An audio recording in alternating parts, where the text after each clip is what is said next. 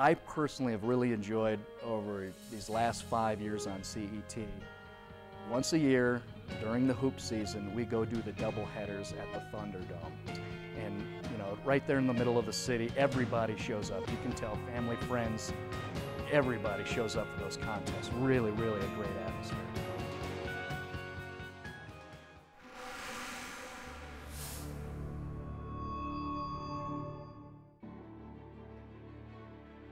I was very happy to be able to do a half-an-hour show on the Bell game down there in Pueblo, because you really learn the history behind this game and how much this one game means to both Pueblo Central and Pueblo Centennial. And it's just a cool thing to be a part of, cool thing to broadcast, cool thing to see and understand the history, and just watch these two guys go at it neck and neck every single year is a fun thing to watch.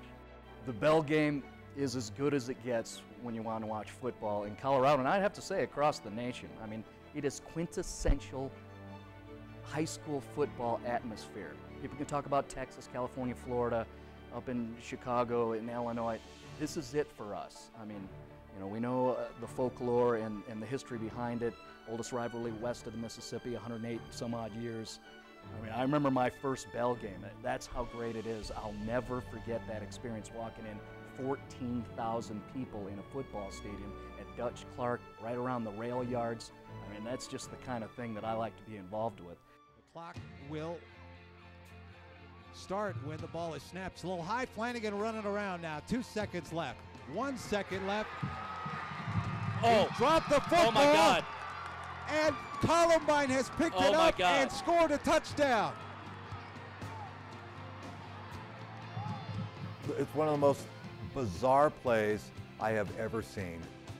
It was so bizarre, we had never personally witnessed something like that in our lives. And you know, all of us here at CET have been doing high school sports for, you know, a decade. One of the best running backs in the entire state, Tommy Flanagan's in the backfield for Bear Creek, and they get him the ball, and his job is just run the clock out, and you guys advance to the next round of the playoffs.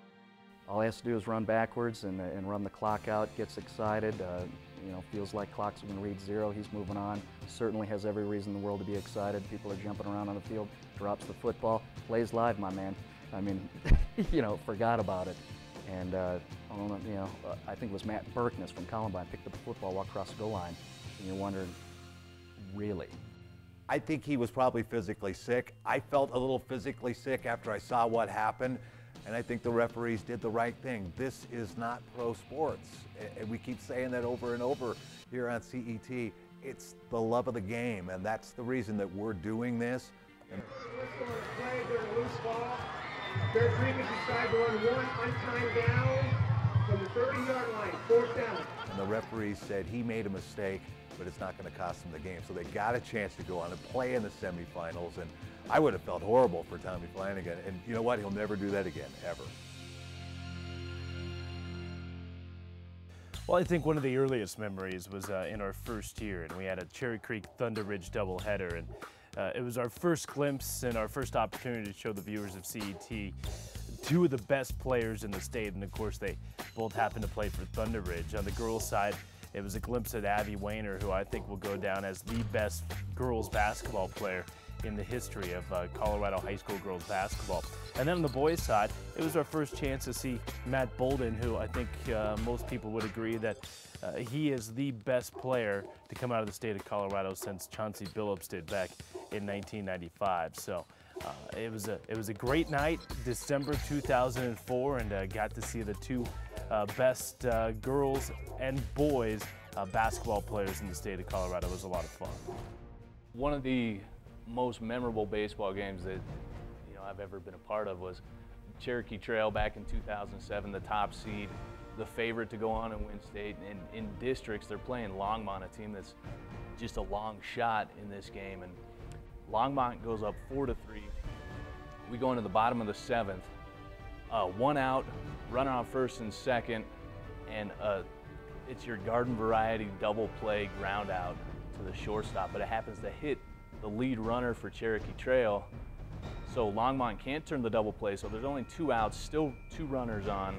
This is the season for Cherokee Trail, and then a shot over the right fielder's head Cherokee Trail scores 2 runs. They win that game 5-4. I mean, you feel bad for Longmont because that was the ultimate upset, but then Cherokee Trail goes on and wins state.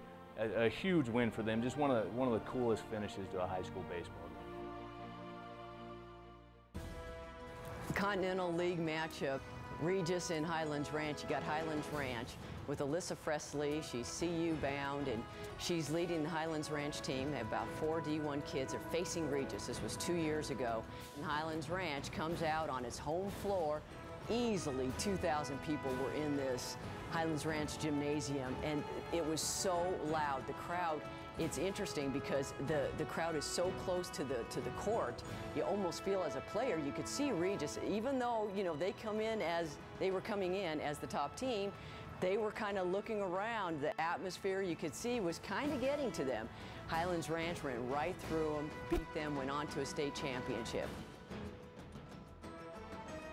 You'd have to talk about Rocky Mountain's run in baseball.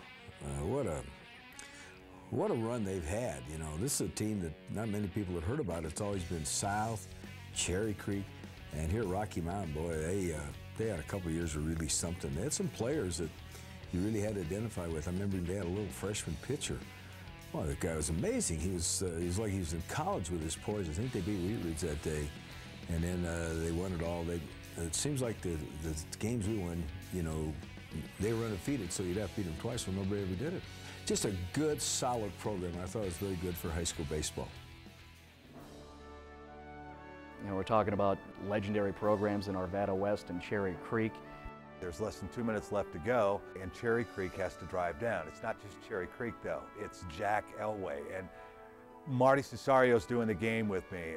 My wife is up there with me, and there's a little break in between before they start that drive, and all 3 of us are thinking the same thing, but we don't want to overstate it.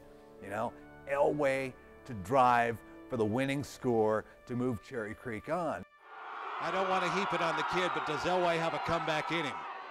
He's got a nice pass over the middle, up to the 42-yard line, and it has begun. Bam, we get this absolute fun showcase of this kid named Jack Elway leading his team, the Cherry Creek Bruins, down the field. And yes, you got to go ahead and mention the drive. Is that what it is on a varsity level? Sure enough, it was. I mean, it was played out exactly that way. And then to have this this girl drop out there, you know, they had a kicker who was a lady amidst the big boys in this type of atmosphere where, you know, you got to hit this, you got to crank out this kick to win the game. Is that enough pressure for you, girlfriend? Delivers, got it done. 35 yards right through the uprights. People go nuts. So you had the Elway thing, and you got Kaylee Barilla, you know, taking care of business there. One of the most exciting games ever, without a doubt. In that first year here on CET, we also saw our first and only no-hitter. It was thrown by Anthony Capra of Arvada West, and it took place at Arvada West on a baseball field that obviously is not even there anymore. A-West did some reconfiguration, but A-West taking on the Chatfield Chargers, and boy, Anthony Capra, the lefty, dominant, threw in the low 90s, had the good breaking ball, and he was a guy that dominated the Chatfield hitters that day. Another baseball memory also takes place right there at the field that doesn't exist anymore over at Arvada West High School. It was one of the most amazing things I had ever seen. You see a pitcher in pro baseball get down on the hands and saw a batter off. You see their bat splinter, you see the barrel of the bat go flying. We see it all the time with wooden bats in professional baseball. Never in my life have I seen that happen at the high school level with an aluminum bat. The inside fastball got sawed off, and would you believe it, shattered his aluminum bat, and the barrel went down that third base line. It was something I've never ever seen before in my life.